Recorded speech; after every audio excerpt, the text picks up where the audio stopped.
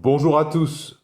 D'abord, je vais vous montrer quelques extraits pour essayer d'illustrer à quel point l'adage nocif et stupide, la mort fait partie de la vie, de toute façon on va pas y couper, de toute façon ça finit tous pareil à la fin, à quel point il est répandu, y compris dans des émissions qui se veulent culturelles, ou voir des personnes qui pensent d'elles-mêmes être assez axées sur la culture, voire l'éducation à la connaissance scientifique. Et ces extraits que je vais vous montrer, je pense, illustrent à quel point notre soumission à la mort, notre auto-sabotage est intériorisé, est à l'intérieur de nous, à quel point il est répandu, alors qu'en réalité, quand on prend le temps d'y réfléchir, c'est vraiment pas très intelligent, quoi. C'est assez similaire pour moi aux gens qui pensaient que la Terre était plate il y a quelques siècles, quoi, ou que l'âme existait il y a encore pas très longtemps. Il y a encore des gens qui pensent que l'âme existe, hein. Donc, mangez sainement et vous aurez plus de temps pour profiter de bonnes Boostify. Faites du sport pour être attirant et donner aux gens l'envie de vous baiser. Et cherchez un boulot où vous épanouir pour gagner l'argent que vous claquerez ensuite dans des trucs inutiles et plaisants. Faites des expériences, essayez de nouvelles choses, sans vous mettre en danger inutilement, et recommencez l'opération jusqu'à ce que, finalement, tout s'arrête. Parce qu'inévitablement, tout s'arrêtera un jour.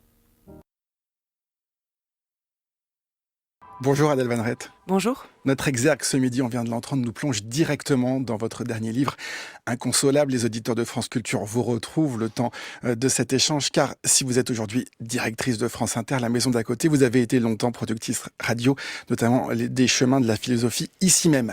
Inconsolable, aux éditions Gallimard, vous y racontez la perte de votre père, la réaction de vos proches face à ce chagrin. Il arrive. De toute façon, ça va nous arriver. Donc autant que ça nous arrive avec en plus de la beauté, plutôt qu'espérer que ça puisse arriver autrement. Et je m'inscris résolument de ce côté-là de l'approche donc de celle de Vinciane Després. On arrive à... Vrai, t'es tellement gentil. T'es Écoute, fin. et tu viens de publier un livre, Notre dernier voyage, préfacé par Marina Orsini. C'est sur la relation, en fait, tout le temps que tu as passé avec ton père alors qu'il était en fin de vie. Quelqu'un qui vient au monde découvre qu'à un moment donné, la mort fait partie de la vie, puis je vais citer Jim Morrison qui a dit « No one here gets out alive ». Oui. Hein? Oui. Il y a personne ici qui va s'en sortir vivant, que tu Oui. le veuilles ou pas, que tu sois riche ou pauvre. Alors, qu'une fois que tu as réalisé qu'on s'en sort pas vivant, ben ça, je l'accepte. Ça fait partie des règlements du jeu.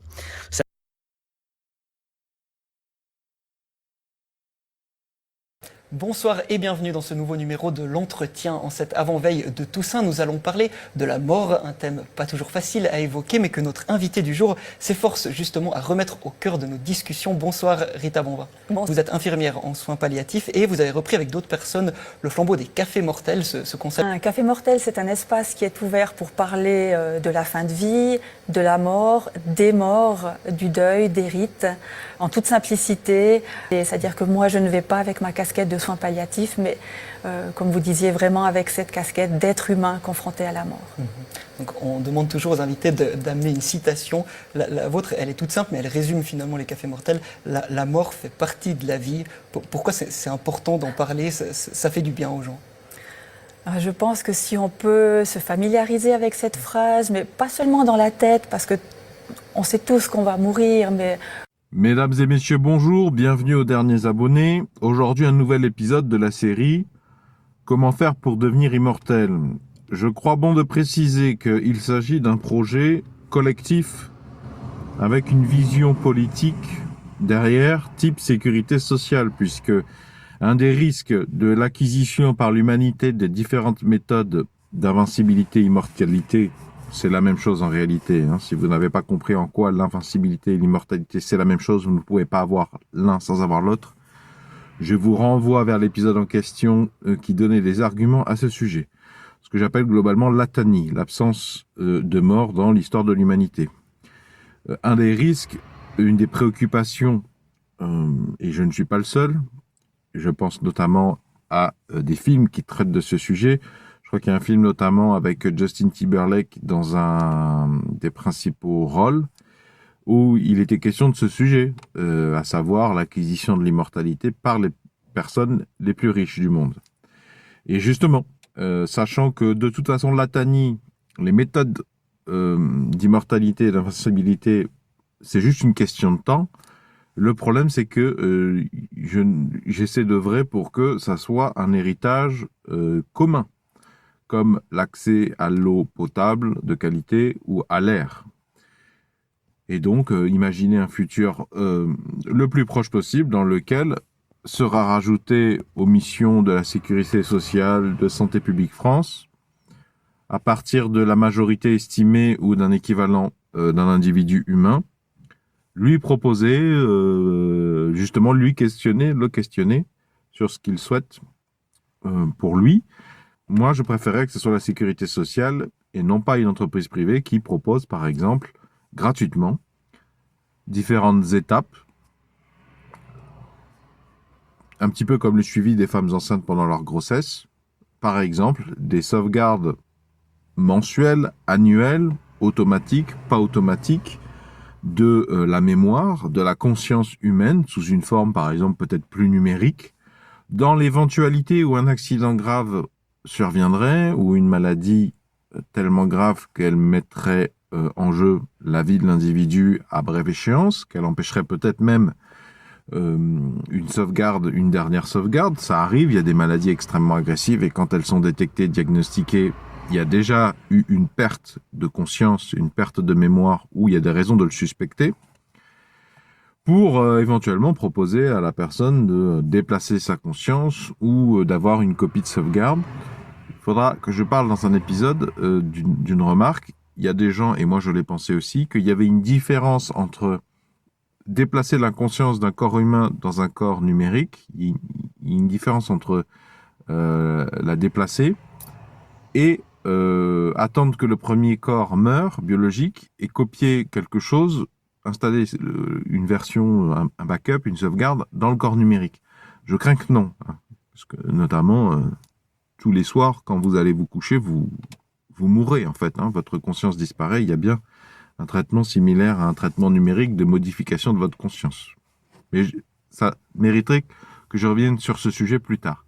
Aujourd'hui, je voulais proposer une autre action. C'est un sujet éminemment politique. C'est un sujet d'organisation de la société et à ce titre, l'opinion et le pouvoir de faire modifier la culture et l'opinion dans un sens est crucial. Donc aujourd'hui, je vous propose une nouvelle action que vous pouvez mettre en œuvre. Je vous demanderai de la mettre en œuvre dans la mesure du possible à hauteur de vos moyens.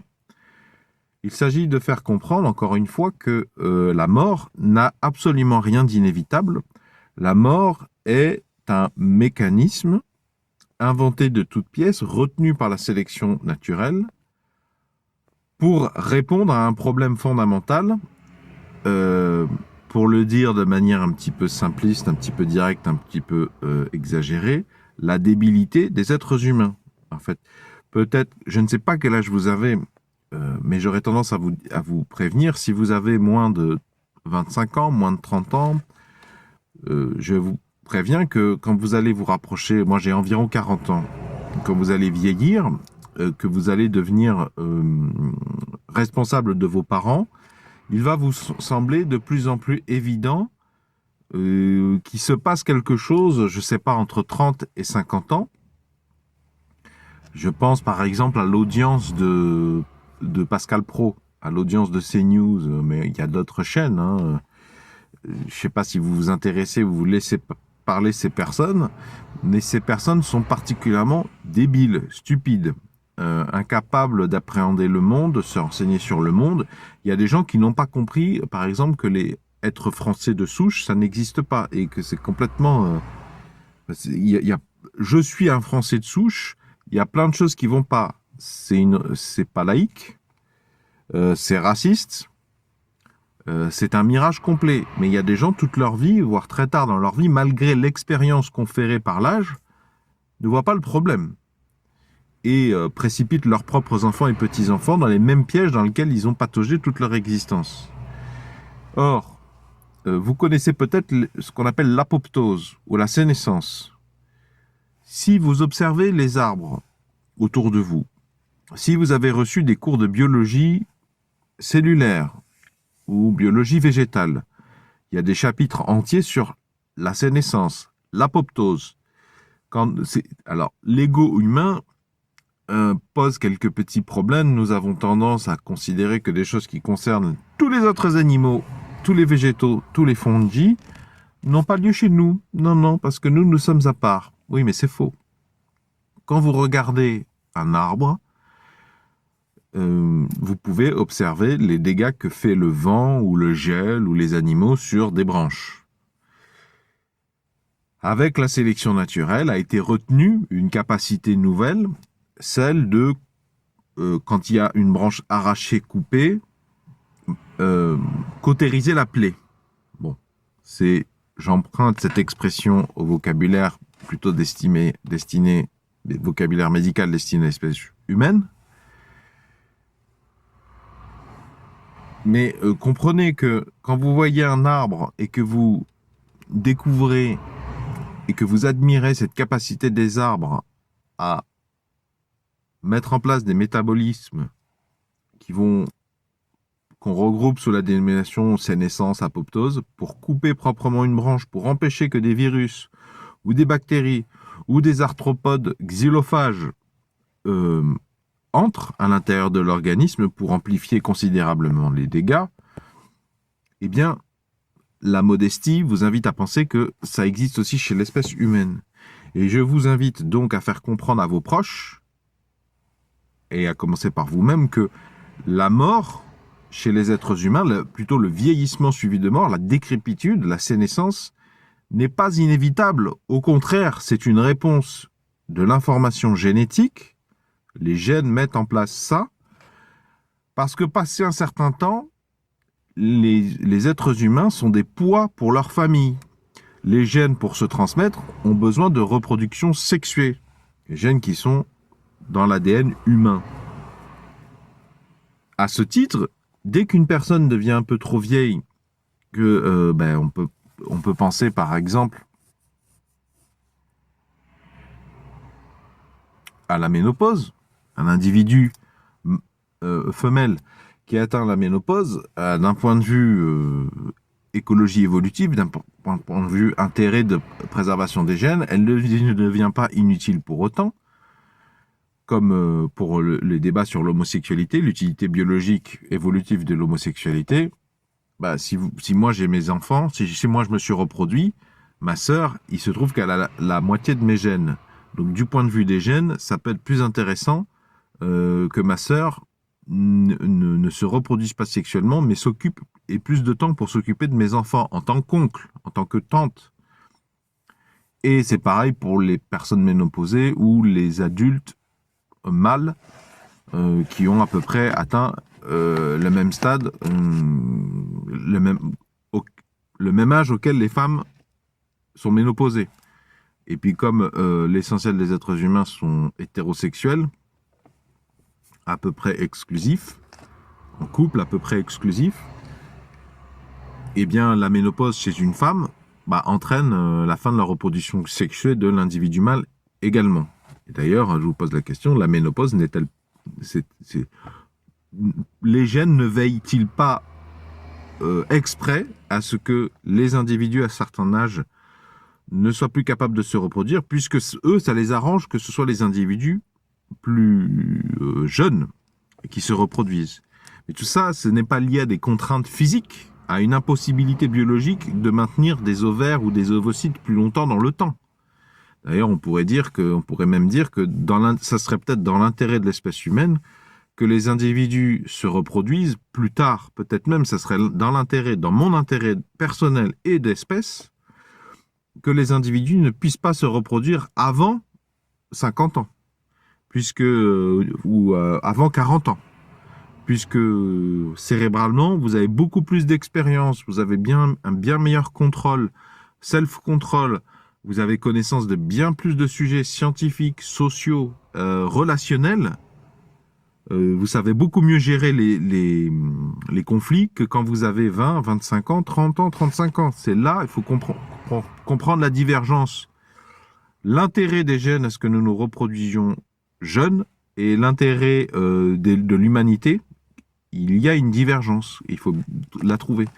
Et à ce titre, quand on vous dit, quand vous entendez dans un repas de famille à Noël, jour de l'an, la mort fait partie de la vie, pas du tout. J'en ai déjà parlé dans un épisode précédent que je vous mets dans la description sous la vidéo. J'avais déjà donné des arguments qui ne sont pas les arguments que j'ai donnés ici, mais je pense que ce que je dis là maintenant dans la présente vidéo que vous êtes en train de regarder est d'autant plus pertinent qu'on reboucle par on arrive en haut de la montagne que non, au sommet de la montagne, donc non, la mort ne fait pas partie de la vie, mais on y arrive en prenant un autre chemin que le chemin que j'avais proposé dans l'épisode précédent, dans lequel je disais, si vous imaginez une pièce, et une des faces de cette pièce, c'est la mort, l'autre face, c'est pas la vie, c'est la reproduction sexuée. Et il me semble qu'on y arrive, puisque les mécanismes d'apoptose ou de ces naissances n'ont pas trop de sens ou n'ont plus du tout le même sens chez les organismes qui sont capables de mitose. Quand vous pouvez vous dupliquer à l'identique, vous n'avez pas trop besoin d'apoptose ou d'avoir la capacité de vous couper d'un organe, ou en tout cas ça n'a pas les mêmes implications. Il suffit de vous diviser par mitose sur la base de l'information génétique, et l'organisme mère, vous n'avez pas besoin de le sauver. De toute façon, vous l'avez déjà sauvé. Et donc, vos grands-parents vont mourir, non pas en lien avec le fait qu'il y ait une frontière biologique, non. La mort, c'est l'équivalent de l'apoptose chez les arbres. C'est un métabolisme, un mécanisme qui correspond au fait qu'à un moment donné, c'est plus intéressant du point de vue des gènes de couper la branche étant ici votre mamie ou votre papy, puisque il y a une continuité biologique et génétique entre filiale, entre vos grands-parents, vos parents, vos enfants. C'est dans l'intérêt génétique des gènes de se dire, entre guillemets, bon, ces individus existent encore, ils servent plus à grand chose, ils peuvent plus s'occuper beaucoup des enfants, ils peuvent plus trop les protéger, ils consomment de la ressource, il faut quand même les nourrir. Ça dégage, voilà. Et les parents, quand ils seront devenus suffisamment âgés, aussi il faudra les dégager. Donc encore une fois, il est important de comprendre et de faire comprendre aux autres que la mort ne fait pas du tout partie de la vie. C'est une stratégie en réponse, mais une réponse qui est dans l'intérêt des gènes et non pas dans l'intérêt des humains ou de l'espèce humaine. Au contraire même. Ça serait même plus cohérent de pouvoir que la maturité sexuelle soit bien plus tardive. Ça pose aussi des questions des risques de pédocriminalité et de pédophilie. Décaler la maturité sexuelle à bien plus tard, ça rendrait plus difficile la pédocriminalité sur des individus de 10, 11, 12, 13 ans. Imaginez que l'espèce humaine acquiert sa capacité à décaler à 30 ans l'apparition des caractères sexuels. Du coup, il serait plus trop possible d'avoir des relations sexuelles avec des individus de moins de 30 ans, ce qui peut être une bonne manière de lutter contre la pédocriminalité, particulièrement efficace. Donc dans ma comparaison, la mort est un mécanisme génétique un peu complexe, similaire à l'apoptose. Quand vous voyez une branche d'arbre, pas besoin de retenir le mot sénescence ou apoptose, quand vous voyez un arbre qui est blessé, parfois c'est un paysan du coin qui a coupé, regardez les trognes. Les trognes, qu'est-ce que c'est? C'est l'espèce humaine qui a compris ou qui semble avoir suffisamment compris comment fonctionnaient les arbres pour faire du bois de chauffage ou du bois de fourrage ou créer des matériaux qui vont être utiles en utilisant des voies métaboliques dont sont capables les arbres. Vous coupez, vous n'avez pas à telle période de l'année, et l'arbre va s'occuper de tout cautériser de manière à conserver l'arbre principal. Et bien donc la mort, c'est pareil. On se débarrasse d'organismes ou de parties de l'organisme, mais d'un point de vue génétique, vous voyez des individus différents entre votre grand-mère et votre mère, ou entre votre grand-père et votre mère, mais en fait non, on peut les voir comme des parties les unes venant des autres, par le mécanisme de l'accouchement. Je pense m'être fait comprendre. Si vous avez apprécié ce partage de point de vue, est-ce que vous pouvez mettre un pouce vers le haut? S'il vous plaît, est-ce que vous pouvez mettre un j'aime? Il me semble que au moins je vous propose des moyens d'action gratuits. Je ne vous vends rien. Et je pense que nous pouvons dès à présent, tout de suite, nous pouvons nous mobiliser sur cette question. Et quand nous entendons cette connerie, pardon, c'est raciste, hein, connerie, le con, le sexe féminin, cette idiotie stérile, cet héritage réactionnaire, anti-humain d'ailleurs, la mort fait partie de la vie, le yin et le yang. Non, il faut rappeler que une pièce de face, la mort, la reproduction sexuée, et non pas la mort, la vie. Alors en conclusion d'ailleurs, j'aimerais revenir sur le passage d'Arnaud Thierry, d'une vidéo d'Arnaud Thierry que je vous ai montré au début. Toutes les vidéos que j'ai montrées, que j'ai citées, dont je vous ai montré des extraits peut-être floutés, je vous les ai mises dans la description sous la vidéo afin que vous puissiez aller vérifier les sources. Mais Arnaud Thierry, je voulais vous en reparler puisque je vais rajouter quelques secondes de l'extrait que je lui avais emprunté. Je vous montre, et soyez attentifs aux dernières phrases que je vous avais pas montrées la première fois. Donc, mangez sainement et vous aurez plus de temps pour profiter de bonnes Boostify. Faites du sport pour être attirant et donner aux gens l'envie de vous baiser. Et cherchez un boulot où vous épanouir pour gagner l'argent que vous claquerez ensuite dans des trucs inutiles et plaisants. Faites des expériences, essayez de nouvelles choses, sans vous mettre en danger inutilement, et recommencez l'opération jusqu'à ce que, finalement, tout s'arrête. Parce qu'inévitablement, tout s'arrêtera un jour. Finalement, peut-être que le sens de la vie, c'est juste d'en profiter un maximum. Voilà, donc je voulais vous remettre cet extrait, parce que, encore une fois, je vous invite à aller voir le pavé que Arnaud Thierry a fait avec son ami Gontran H. Je trouve ça un peu édifiant qu'ils étaient deux pour faire une vidéo de 45 minutes, 1 heure, qui dit en substance Carpe diem. Merci les gars. Arnaud Thierry qui a passé son temps à nous dire que Gontran H avait une plume formidable. Ah là, l'élan. Donc Arnaud Thierry, là, il nous dit le but de la vie, puisque de toute façon nous allons tous finir par mourir, le but de la vie, le sens de la vie, ce serait d'en profiter un maximum.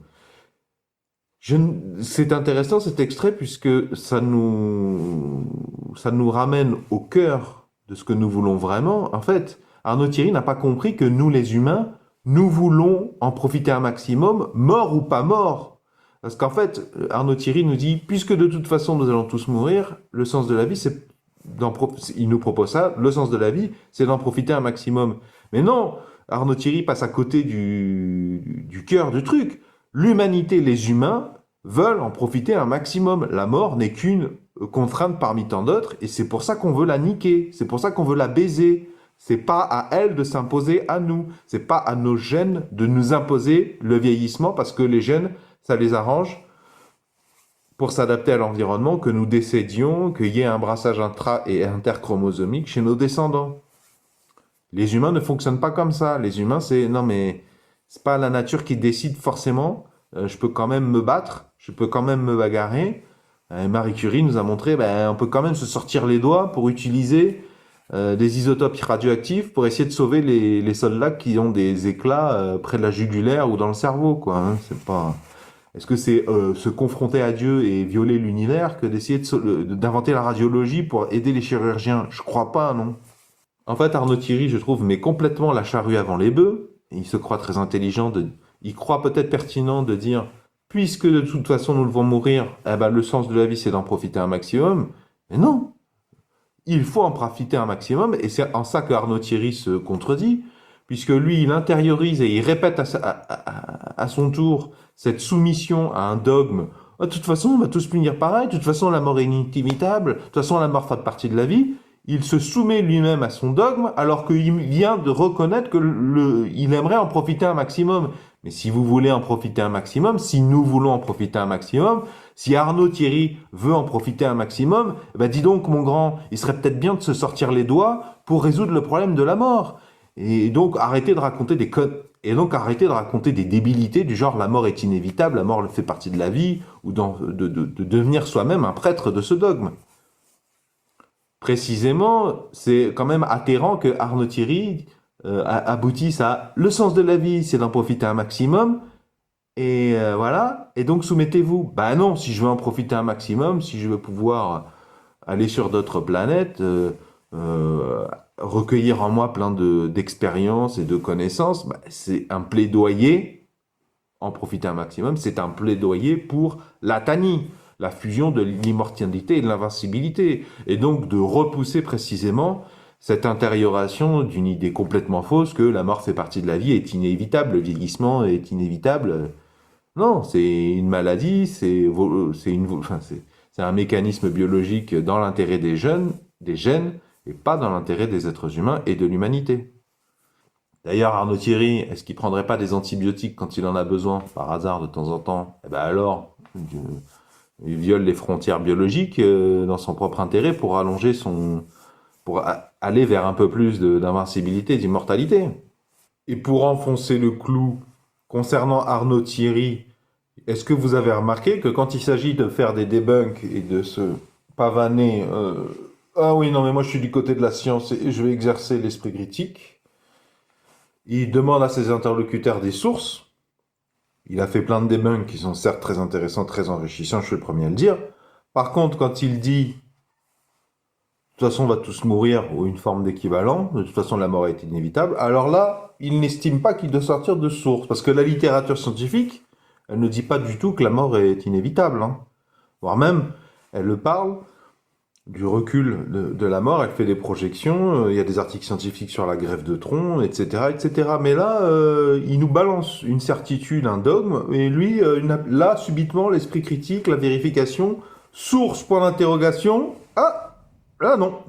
Si le sujet vous intéresse, eh bien, j'attire votre attention sur le fait que j'ai proposé d'autres pistes de réflexion, d'autres actions à mettre en place dans votre vie de tous les jours qui sont tout autant gratuites. Donc, qui que vous soyez, quels que soient vos revenus, quel que soit votre salaire, vous pouvez en prendre connaissance, sélectionner ce qui vous intéresse de ce qui vous intéresse moins.